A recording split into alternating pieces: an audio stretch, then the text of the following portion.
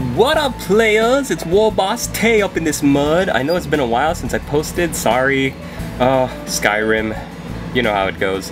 Anyways, with the new edition of the 6th edition rules dropping just recently, I was thinking, I've been looking at my subscriptions and I've been following along with Sustainable Center, War Games Consortium, just everybody's doing these thoughts and rambles on 6th edition rules. Blue table painting, Beast of War, mini wargaming, of course, the big, the big three.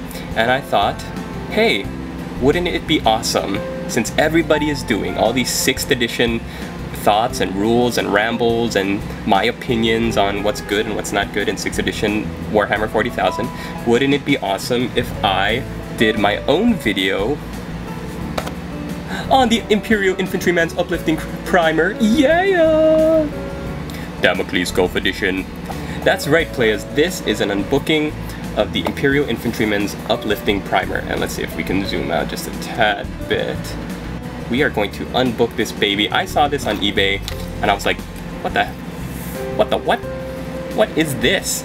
And it's like a book that came out for and it's all fluff, no rules, no special rules or anything. It is, if you were an infantryman in the Imperial Guard in the 41st millennium, this is the book for you. So we're gonna take a look at it, and I love it. Great. So you start off with, oh my gosh, even the publishing stuff over here. Check it out. The Imperial Infantryman's Uplifting Primer has been written, prepared, and produced by order of the Lord General Militant of our Empire's glorious Imperial Guard in conjunction with the Departmental Munitorum, Departmental Administration, and Governor Cardaniash of Ultima Segmentum, the benediction of the Emperor, inspiration, source, and uplifting creeds for all the infantrymen has been written, prepared, and produced by the Most Holy Order of the Ministerium in complete and direct accordance with the most right and precious Imperial Guard. That is all up here. You know, usually where they would say published whatever, China Publishing House, revised first edition, published 945 in the 41st millennium. This new edition, first published 949. I mean, so cool. Distribution, all arms, all training camps, all senior staff, scales, so cool. And then here at the bottom they have the actual real world publishing information. But so cool. The foreword is over here, is by the general. See if we can zoom out just a little bit more. There we go. You get a little bit more of a better idea. Soldier particulars, if you want it to be so coarse, and if you wanted to just mark up your edition of the book, you could write down all this, fill in all this information. My Drakenhof Nightshade. And so cool. In case death notice over here to be filled out by your commissar or commanding officer. There we go, that's a little bit more. The Emperor. And on the bottom of every page there are little sayings that are so funny. But yeah, this is just a little basic unbooking and review. I love it. I mean, as a fluff-based player, a player who loves to draw his inspiration for his armies on the fluff and background and stories, you know, the narrative of Warhammer 40,000 is what I think draws most people to it, and I just love it. This book is, it really is something that you would expect an infantryman in the Imperial Guard to have. Everything about it. It goes over so much stuff, like orders, general rules and regulations, how to salute, when to salute, what happens if you disobey them, disobey these orders and rules, like the different kinds of penalties that you can have. Most of them so funny, like if you fail to salute, strike an officer, gamble, failure to carry out an order. I mean, some of them are just flogging, but most of them are soldier shall be taken out and shot, soldier shall be executed, taken out and shot, fighting and brawling, taken out and shot, taken to a penal officer, mutiny, taken out and shot. So cool. Like there's no room for any kind of, leeway. So funny. And then there's one that says, is it here? Is it somewhere else? There's one rule there's one regulation. Where is it? where it's like if you fail to carry out an order and it's because you believe that the order is wrong and, you know, like firing on civilians or whatever, and you decide not to carry out the order, then then you will be written up and then shot. It's so funny because this is, you know, such a fascist government, or empire, I guess, because, you know, you have to follow the rule. You have to be a cog in a machine. There is no room for individuality or thinking for yourself. Even on what to do when you're on guard duty. Do not leave your post. Make sure you have all these things in mind. When you patrol, you have to know these things, and just it's pretty much just so much information, rules and regulations, how to differentiate the different arms, armor, equipment, guns. It tells you the specifics for different kinds of knives and what kind of equipment you'll have, how to disassemble a last gun, all the different parts of a last gun that you would have. I mean, as somebody who looks at the figures and thinks like, oh, how do these work? How would these work realistically? Like, it shows you everything, how to strip a gun, how to reassemble, to load, to unload, to recharge the power pack. It's cool because for laser packs they say that, you know, you have to charge them up. You can leave them out in the sun and they'll recharge because I guess they absorb solar energy, but in an emergency you could throw it in a fire, recharge it that way. How to wear a gas mask. And so much of it is because of the Imperial propaganda. So much of it is like based to make you think that things are not as bad as they are. And we'll get into that more when we get into looking at the different alien races. But yeah, just so many things. The Voxcaster, Carapace armor, Surveyors, Auspexes, Sniper variant last guns. If you can pick this up and you are like a fluff hound like me, I think I paid something like $14 for the book, and then that's not including shipping and handling, and I just thought it was just such a deal because, you know, they don't sell this anymore. Oh, here we go. There's a section on, you know, the different ranks, specialists, and abhumans. So you've got priests over here, Imperial commissars, tech priest engine seers, and then psychers. There's this, I guess, a section on psychers that got patched up, and there's like an addendum here with tape over it, and it talks about how, okay, yes, we use psychers now, but, you know, still we shouldn't trust them, and you have to always be watchful of them. Any of these psychers who is not accompanied, you have to shoot them. And then at the bottom over here, you can see what it covered up. It says something something, no pity, exterminate without remorse. So it's like, oh yeah, we changed our mind. Yeah, we can sanction psychers now. Psychers are okay if they're used in battle. But just some of that stuff is just so creative, you know, so interesting. How to read a map. Most of it seems like, you know, anything that you would pick up in a real world military, like the United States Army or like the British military or, you know, Australian military or something, but there are bits here and there that make it very obviously set in the Warhammer 40,000 universe. And I just love that.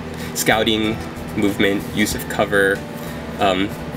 It reinforces the rule books by talking about, okay, this is a soldier half in cover, this is a soldier peeking out to snipe, this is a soldier popping up and crouch with the lower body hidden, here's one just looking around the corner. I mean, things where in the rule book you would say, oh yeah, that's the 5+ cover, that's the covered, obscured, whatever. Movements, anti-aircraft security and protection, anti-tank security and protection, how to, you know, look up into when to be looking up at the skies and where to be looking if you're guarding anti-tank or anti-aircraft, when you're moving around in a city, how to cover each other. I mean, these illustrations, the fluff is just so cool. Oh, when bayoneting an oncoming foe thrust firmly into the throat or chest to ensure the foe is dead, repeat the procedure several times into this orc. How to ambush, how to set up ambushes, how to survive behind enemy lines. This is so funny because it says you do not want to be caught for deserting. So if you get caught behind enemy lines, you gotta come back, you have to memorize everything, and you gotta tell your superiors. If it may be the case that your chances of returning to Imperial lines are too slim to contemplate. If this is the case, sell your life dearly. Do not be found whimpering in a hole to be dragged by the whooping horde and paraded like a trophy. The Emperor will frown on such an ignominious end to a soldier in his army. Do not disappoint him. So it's just funny. It says, it pretty much says you sell your life for the Emperor, and you do what you can to, you know, to do your duty and do not bring dishonor upon the Emperor or his army. Emergency procedure, blast it into space. Cover your mouth. This is gotta be one of my favorite. Let me read this to you. In the event of a hull breach, it is imperative to vacate the area and reach the next airtight compartment. If you find yourself blown out of a hull breach into space, remember these instructions. Hold your breath. Turn on your emergency light. Recite the litany of the vacuum. Kick your legs and swing your arms in a swimming motion towards the breach to propel yourself back to the ship. Wait for rescue to locate you and bring you safely back on board. Yeah. Without any kind of protective breathing apparatus or, you know, space environment suit, that's pretty illogical, right? And I just think it's so funny that they the ignorant masses of the 41st millennium don't know any better. That's the regulation. If you get blown out of a ship, hold your breath. Wait for swim back towards the breach so that you can get back into the ship. That is so funny. With everything too, when they say when you're cleaning your gun, when you're throwing a grenade, when you're setting a trap, there are litanies, there are prayers that that they say you have to do when you're cleaning your rifle. You know, when you're fighting, when you're getting into a fight, when you're aiming, there are litanies of, you know, precision or how to just prayers and creeds. Let me see if I can find an example of one.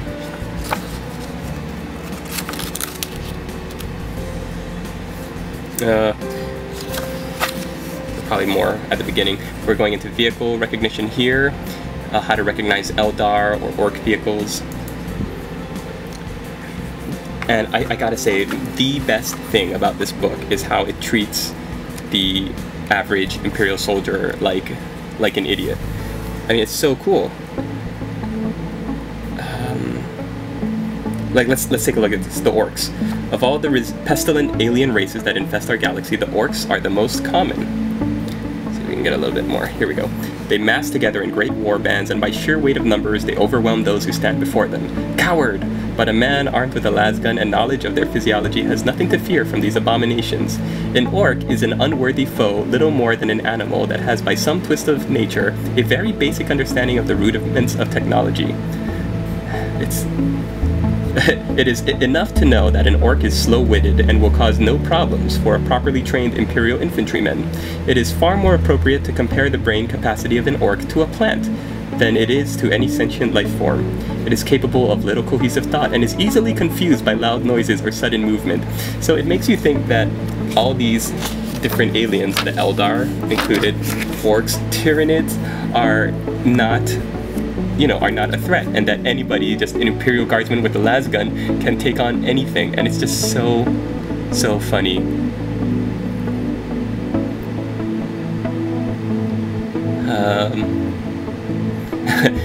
An Orc war boss is always the biggest and toughest Orc, keeps all the others in line by virtue of its dominance, size, and strength. Because of its size, it will present an easier target. A shot to the face will drop the alien scum like a sack of sand. I mean, it tells you stuff. It's just propaganda, right? But it's just, like, so funny. Tyranids. Tyranids come from another galaxy, blah, blah, blah, blah, blah. And it says that they travel in high fleets with the futile aim of wiping out all life from the universe. Then look at the glorious ranks of the Imperial Guard in which you belong and know for certain they will fail. If they had any conception of what kind of ordered fighting force they were facing, they would no doubt turn their vile ships around and go back from whence they came. But Tyranids are stupid creatures with no concept of self-preservation. Tyranids are numerous but weak. What do you do when a parasite bites your flesh and sucks your blood? You swat it dead. That is what the Imperium is mobilizing to do to the Tyranid invasions. It's so funny. I mean, like, it's so cool how they make these, they make everything look like it's inferior. You know, Tyranid weapons are formed out of living tissues. They often fall apart. How can a man fear such a creature? The level of, you know, propaganda is so hilarious and funny and just unbelievably, just, you can't, I can't wrap my mind around it. It's so funny to think about. Eldar are sly and cunning beyond measure. This probably accounts for their longevity. It's certainly not down to any store of nobility or purity. It talks about Eldar, how they're just like raiders and pirates and plundering Imperial outpost worlds. They're easy targets, incapable of putting up any meaningful resistance. Be assured, if caught in a more even match, these spineless sluggards will turn tail and run. Eldar craftsmanship is inferior to our own. Eldar warriors are cowards. The Eldar prefer to attack from afar. The Eldar are weak and impure. I love it. It is so cool. And then, okay, so let me keep going because the video is starting to run up to 20 minutes. It talks about corruption and the dark forces, chaos, how to recognize the different ways that chaos can look and how to be on the lookout. And then you get to elementary battlefield medical instruction. And it's just basic, you know, it has like a little bit of complexity with the crazy names of all the different bones, which I believe are real, the sacred form of the human skeleton. But then it goes into talking about the different joints, principles of battlefield, physical aid, treatment of wounds. Okay, there's got to be a... Here, when you're using a tourniquet, recite the litany of blockage. When you're fixing a fracture here, when you're applying a fracture, recite the prayer of relief from torment. It's just when they have, you know, they've got all these different prayers and litanies.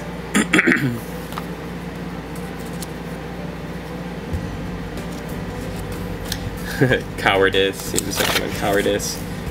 Anyways, so because this is made in mind to fight the Tau, which was in the Damocles Gulf Wars, I guess, it talks about the Tau and how the Tau are just terrible aliens. Beware the Tau, they'll sacrifice your babies to their gods. And note the disheveled Tau sympathizer, despise him, they make him look like just horribly, you know, just all like corrupt and weak and frail and dirty and filthy. And then here's another one where they patch over what is originally written about the Tau and updated the Tau and their insidious ways, kind of overview of what the Tau look like. See, because, and then you can peek out what the original text was, potentially intelligent species. I love how they bold some captions too. All you need to know is where they are. You don't have to worry about how they evolved or anything. Remember, the Tau lie and have no words for honor and truth. So, this is a great book. It's hilarious. I love watching it. Inferior armor, useful for target practice. The drones, the stealth suits inferior armor, useful for target practice. Poor shots, attack them from afar. Decadent cowards, punitive, runtish and diminutive. Tau are cowards hiding behind pathetic armor. Oh, okay, so yeah, I gotta read you this. It's so funny. There are several types of Tau battle suits, as they are laughably known, all equally ineffective. Battle suits are given to warriors who are even more cowardly than their compatriots and who refuse to enter combat without maximum protection. Feckless cowards! The Tau encased in the cumbersome, brittle armor are usually inexperienced and untrained. Oh, it's so awesome! Pathfinders, the shortest and slightest fire warriors, are sometimes designated the role of Pathfinder. It is believed that their diminutive frames will make it harder for the enemy to spot them. They have little aptitude for scout work and have a very low survival rate. Half of all Pathfinders will abandon their duties at the first opportunity. Oh, so awesome. Tau combat robots are called drones, and they take the form of levitating discs. They are relatively slow, but their small size makes them a challenging target. Stand up to take aim. Their targeting systems are so woefully inaccurate that you are perfectly safe from harm. Then they talk a little bit about Kroot, Vespids, what their Tau vehicles look like.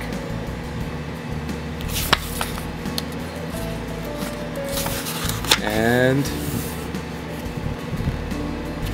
at the end you've got some fun things like, here we go, common prayers, litanies, texts for all soldiers fighting in the Damocles Gulf Crusade. And let's see, what's this in the back? For Major's eyes only.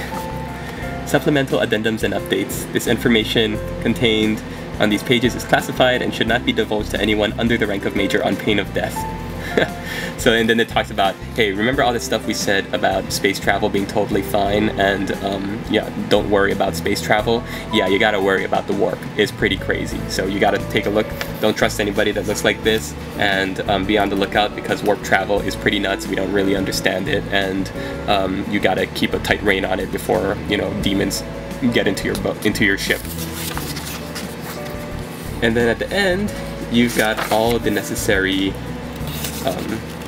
inspirational speeches and quotes, and then all the necessary litanies at the end. Common prayers for the soldier, litany, the libation to the emperor's prayer, prayer of adulation to the emperor, imperial sayings, forms and prayers in times of war and struggle, catechism of worship. Let's go to the ones about weapons and fighting. Incantation of battle, incantation of the Deathbringer, prayer of invisibility, to be whispered when remaining hidden from the eyes of the enemy. It talks about where you use it. To be recited just when firing a projectile weapon, to be recited when priming an explosive device, prayer for ignition. Oh, so awesome. To be recited and repeated when grievously hurt. I pray to slow the blood and close the wound.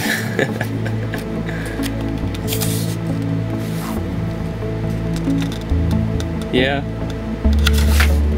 and that's it. So,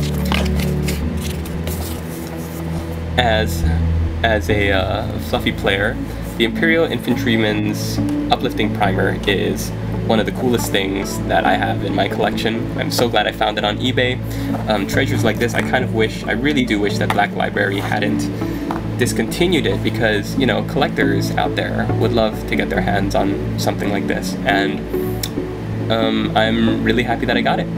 So thanks for watching, everybody, and hope you enjoyed this little unbooking of the Imperial Infantryman's Uplifting Primer.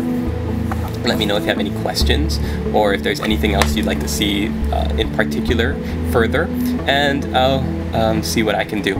But love this book.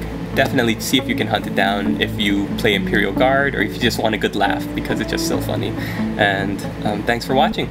Don't forget to check out Project One Gaming, Dee's channel, and all the great deals and stuff there. You can totally scan the barcode that's about to come up at the end of this video and use that to get to a 20% off commission page. And like, the stuff is just so cheap anyway, considering you're paying somebody to do it for you, and really check it out. I love it. So thanks for watching.